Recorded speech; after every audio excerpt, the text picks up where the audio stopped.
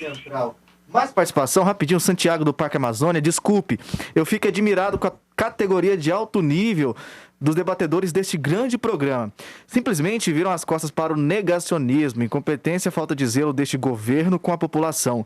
Quantas vidas poderiam ter sido poupadas? Tem que ser todos punidos. Cadeia neles. Pizza, não.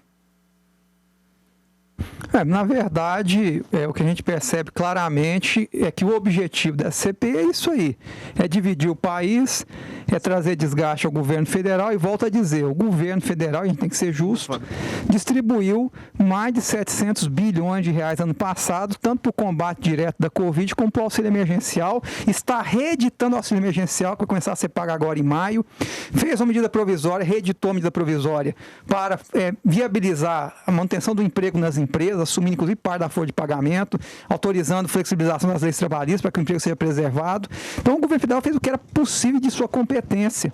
Lembrando que só essa semana já foram distribuídas aproximadamente mais de 6 milhões de vacinas.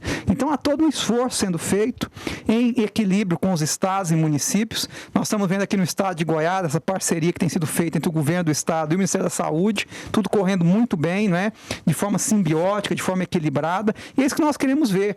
Essa CPI vem realmente só para essa divisão, jogar um brasileiro contra o outro, jogar uma pessoa contra a outra, né?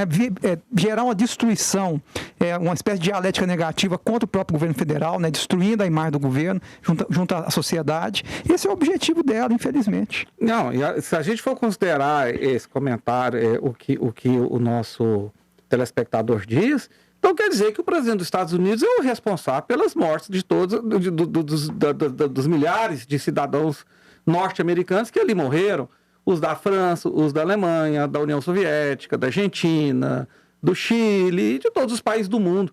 A Covid é um mal que está atingindo todos os países e o governo federal tem feito o possível. Ele já distribuiu mais de 60 milhões de doses de vacina, já comprou, adquiriu 560 milhões de doses, que estão sendo produzidas, vão chegar em lotes, e essa semana distribuiu quase 6 milhões. Ou seja, o que dá para fazer está sendo feito. Ninguém pode fazer aquilo que é inalcançável. E outra coisa, só para finalizar a minha participação nesse assunto, enquanto nós estamos brigando uns com os outros aqui no Brasil e em outros países, a verdadeira responsável por essa tragédia, que é o Partido Comunista Chinês, segue incólume.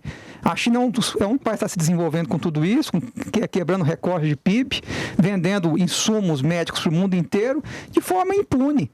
Enquanto isso, nós estamos divididos uns contra os outros, e ninguém investiga isso, né? A OMS tentou fazer uma investigação que, na minha opinião, foi mais para cobrir os rastros, e não deu em nada. Aliás, quer dizer, quando é que o Partido Comunista Chinês será punido pelo mal causado à humanidade? A China tinha a obrigação de fornecer as vacinas de graça para o mundo, essa é a minha opinião, indenizar o mundo de alguma maneira, mas ninguém toca no assunto, né? O Partido Comunista Chinês é intocável, enquanto isso estamos brigando uns com os outros. É verdade, eu concordo, Cristóvão, e veja bem, existe pessoas que acham ruim e até criticam quem se refere ao vírus da Covid-19 como vírus chinês.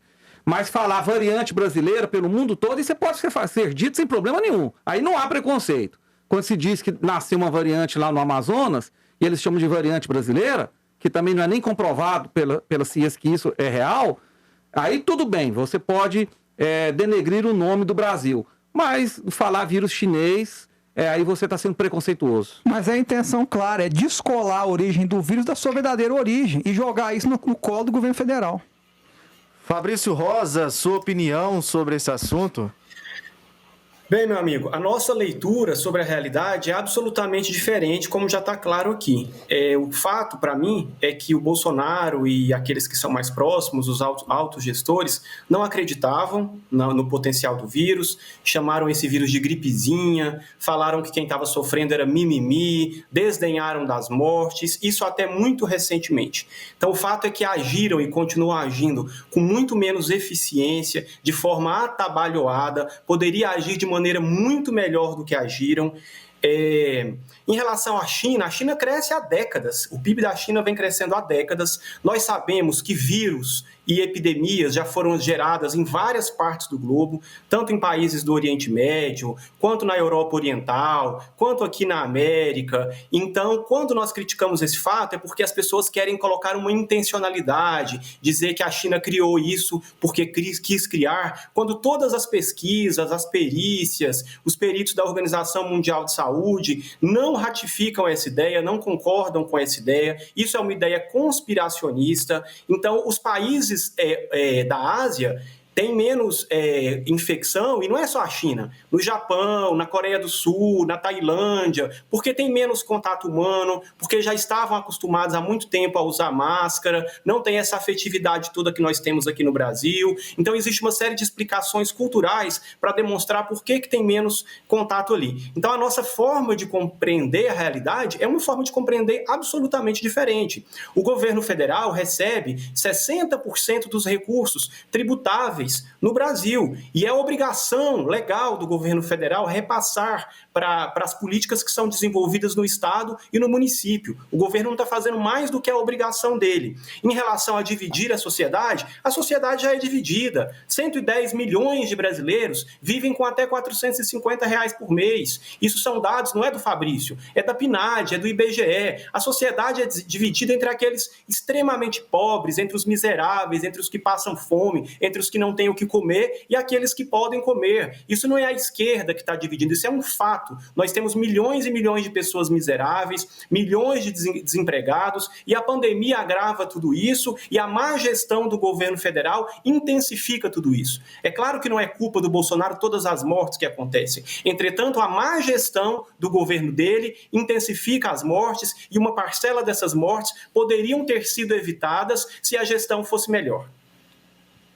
É verdade que no Brasil existe muita pobreza, muita miséria, principalmente porque ela cresceu bastante após 16 anos de governos do PT e 8 do PSDB, portanto 24 anos da esquerda governando o Brasil, e a pobreza aumentou, o desemprego aumentou, a recessão e tudo isso. Quando estava se recuperando, que foi no primeiro ano do governo atual, veio a pandemia no começo do ano seguinte, e aí a gente está nessa situação triste. Rapidamente, eu quero dizer que quem falou gripezinha foi o médico Drauzio Varela, um médico, inclusive, que faz parte da paixão da esquerda brasileira. Ele é uma pessoa ligada à esquerda brasileira. Ele falou que o vírus era uma gripezinha, que no máximo as pessoas pegariam a gripe e não aconteceria nada. Né? Ele falou um pouco antes do carnaval, o carnaval veio depois, a gente sabe das consequências do carnaval. E o presidente da República fez uma ironia em cima dessa fala do médico esquerdista. O que acontece com a narrativa? Desconectar a fala do médico da esquerda e colocar no presidente. Então a gente tem que falar a verdade aqui e não desvirtuá-la. Uma coisa que me impressionou na fala do Dr. Fabrício é a tentativa de banalizar a responsabilidade chinesa. Quer dizer, não há como ignorar que o Partido Comunista Chinês, de maneira irresponsável, não forneceu ao mundo em tempo hábil as informações sobre essa doença, já no início da mesma. Outra coisa que causa muita estranheza, a China está indo muito bem em relação ao combate à pandemia, é o que tudo indica, e não conta o segredo para ninguém. Não é? O país fez festividades imensas nos últimos meses, com milhões de pessoas nas ruas, comemorando o seu ano lunar, fez isso no ano passado e ninguém questiona nada. Então, quer dizer, o que eu estou criticando é essa cortina de silêncio em torno do país que causou o problema. Agora, com relação às divisões que fiz referência, elas realmente existem, mas são agravadas e podem ser alimentadas.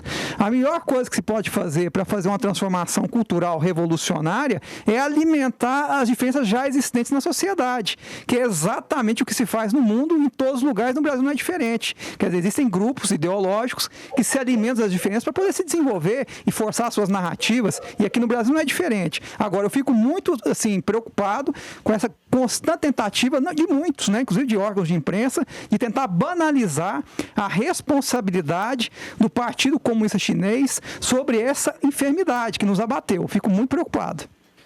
Tá certo, tá chegando ao final mais uma edição do Jornal Brasil Central. Claro, a gente vai despedir agora nosso time de analistas.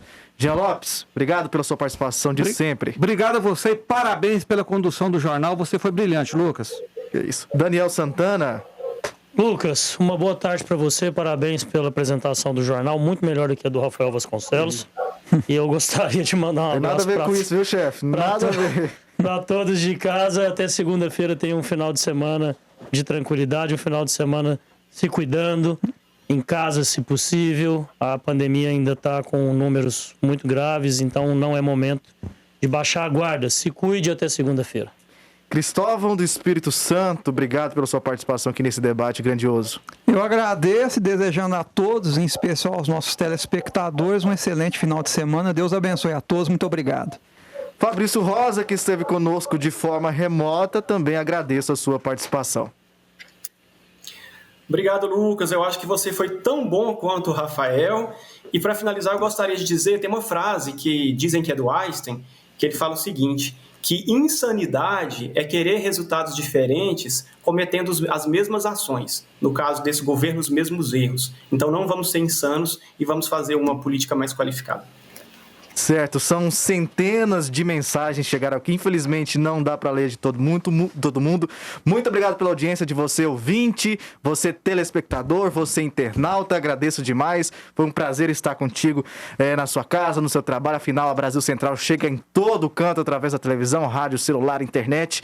E foi muito bom estar com vocês aqui nesta sexta-feira. E semana que vem o Rafael Vasconcelos está de volta. Michele Buzon, contigo. Tá certo, Lucas. Um ótimo fim de semana para vocês aí.